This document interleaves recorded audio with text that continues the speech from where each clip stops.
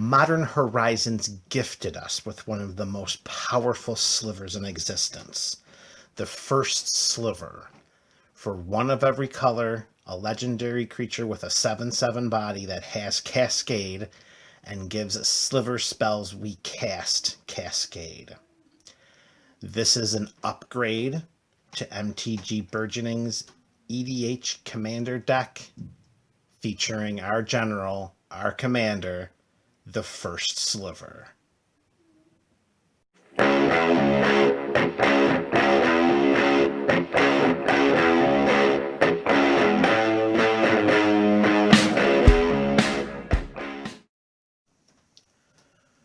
Burgeonites, welcome back. This is MTG Burgeoning here, and in this video we're going to do a few swap in, swap out cards for the First Sliver EDH Commander deck.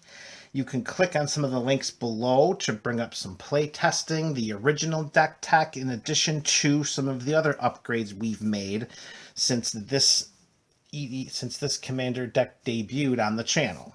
So let's get down to what's coming out and what's going in. What's going in is the Gale Rider Sliver. For a blue and a 1/1 creature that has flying and gives all Sliver creatures we control flying. This is going in. What's coming out will be the Wing Sliver. A Tempest original. For 1 and a blue, this gives all Slivers flying. So for 1 less mana and just focusing on Sliver creatures that we control, thanks to the Magic 2014 non-hive mind change that Slivers experienced, the Gale Rider is going to be better for us. So I hate to say, Wing Sliver, I know you were sweet back in the day, man, Tempest, but you have become obsolete. Wing Sliver out, Gale Rider Sliver in. All right, that's change number 1. Next up, what's going in? We're going to go with a little bit more spot removal for this deck, particularly some 1 converted mana cost spot removal that we can cascade into when needed. We already have a Swords to Plowshare in this deck, so it just seems natural that we put a Path to Exile. For just a white and an instant spell, we exile a creature. Its controller may search their library for a basic land card, put it into play tapped, shuffle their library. I mean, a basic land in exchange for a problematic creature, I'll make that swap every day of the week and multiple times on Friday Night Magic. So with Path to Exile coming in, what's coming out is going to be Regrowth. Regrowth is a green sorcery, 1 in green, and we pretty much return a card from our graveyard to our hand.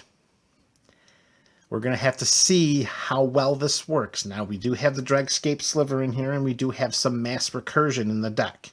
But to spot recur an artifact or an enchantment or something that we lost during the game that might be pivotal to putting together and revving up our Sliver engine, we're going to have to see if this sticks. Through play testing, I'll be able to determine whether this was a beneficial change or if it was something that we need to revert back. So for the moment, Path to Exile in, Regrowth out. We'll see how that change goes. Now we transition from spot removal to some protection, as we are trying to combo off with our Sliver engine and doing all of the perverse, dirty, unfair things that we're trying to do with this deck. We have to find some ways to protect ourselves.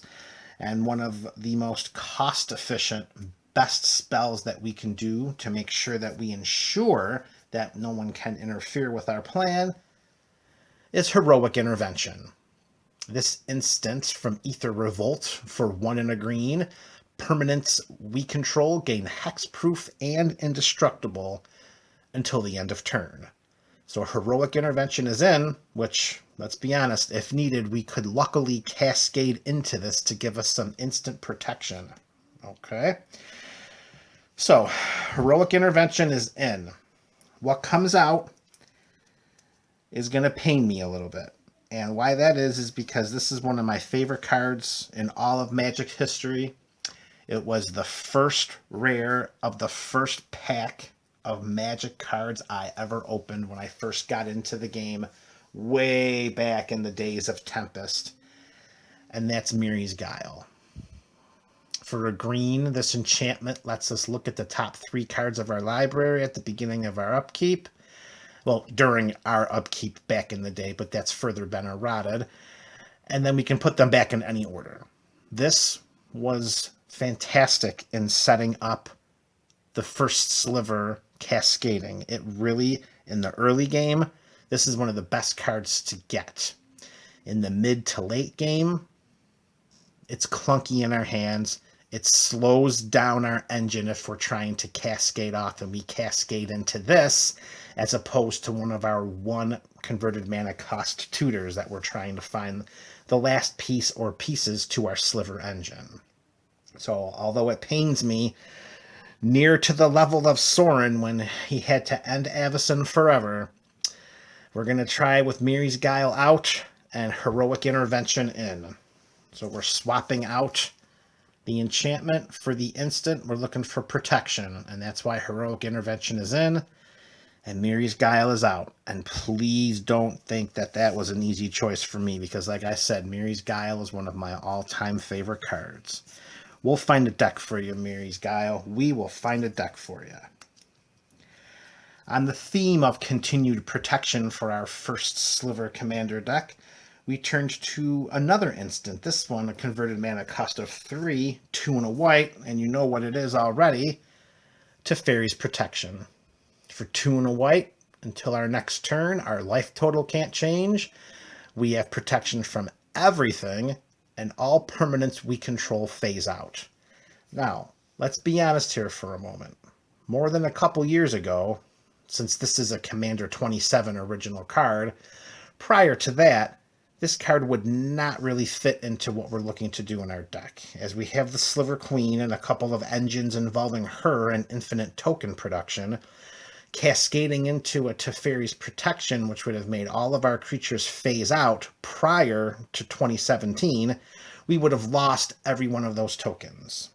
However, since this card was made back in Commander 2017, I believe that was in August, since then, they've changed the phasing rules for that even if the token is on the battlefield, it does come back. Prior, a token that phased out ceased to exist. Now, with the rule changes as of the release of this card, tokens that phase, they come right back just like any other permanent. So this card is going to be a perfect addition for our Sliver deck as a way in which to protect what we're trying to do. With Teferi's Protection coming in, we're taking out an instant that's a white and a green, and we're going to take out Eladamri's Call. Eladamri's Call is an instant for a white and a green, and we can search our library for a creature card, reveal it, and put it into our hand. Now, we have some tutors that can already do that, with our Vampiric Tutor, with our Demonic Tutor if needed. We also have, the Sliver Hive Lord that lets us do that. I'm sorry, the Sliver Overlord, not the Hive Lord. The Sliver Overlord lets us do that. And we also have the Sliver Cycling Sliver. So we were lighter on protection than we were on tutoring. So this transition seems to bring about a little more balance. We give up one of our creature-only tutors for protecting ourselves and our entire battlefield. So I think that's a pretty good switch. So Eladamri's Call out, Teferi's Protection in. And we come to our last change. 4 changes thus far. This is change number 5. So let's talk about what's coming out. And if you've been keeping up with the videos of the upgrades and the downgrades, I guess we can call for some of these cards in the First Sliver Commander decks, if you watched the last one, you knew that I was pretty torn on Morphun. Morphun the Boundless, another wonderful creature given to us by Modern Horizons. This guy is awesome. I really love him. He is just so great. I love what he does. I love his abilities. I just don't love that he costs 7. And game after game after game. I get him into my hand, or I pass right by him in the library as we're trying to cascade to victory, and he's just kind of existing in the deck. He's alive in there, but he's just not living, and I don't think that's fair to this shapeshifter. So we're going to take out Morphin. Don't worry, we're going to find a deck for him. We will find a deck for you, Morphin. We definitely will. At 7, he is, by 2 converted mana cost, the most expensive spell in our deck. And he's just not working out. He's not what we're looking for. Morphin's coming out. Replacing Morphin will be an enchantment. And that enchantment is going to be Shared Animosity. A perfect game-ending tribal beatdown card. For 2 and a red, whenever a creature we control attacks, it gets +1/+0 until end of turn for each other attacking creature that shares a creature type with it. And it's not like we're not going to have dozens upon dozens of slivers. Shared Animosity in, Morphin the Boundless out. But don't worry, Morph. We're going to find a place for you, baby. We're going to find a place for you. So, those are the changes. What do you think? Did I make the right call? Am I not making the right call? Should I add a different card to some of these changes? Should I take out a different one? What would you do? Let me know in the comments below. The Gale Rider for the Winged, I think that's a good move. Teferi's Protection for Eladamri's Call, I think that's a good move. Shared Animosity for Morphin, I think that's a good swap too. Path to Exile for Regrowth, I think that one might be a push. We're going to have to see how that is with playtesting. Heroic Intervention for Mirri's Guile, still tugging at my heartstrings. Folks, this is MTG Burgeoning. Let me know what you think about these changes. Let me know what you think about these additions. Thank you for viewing this video. You will go forth, and you will enjoy this day.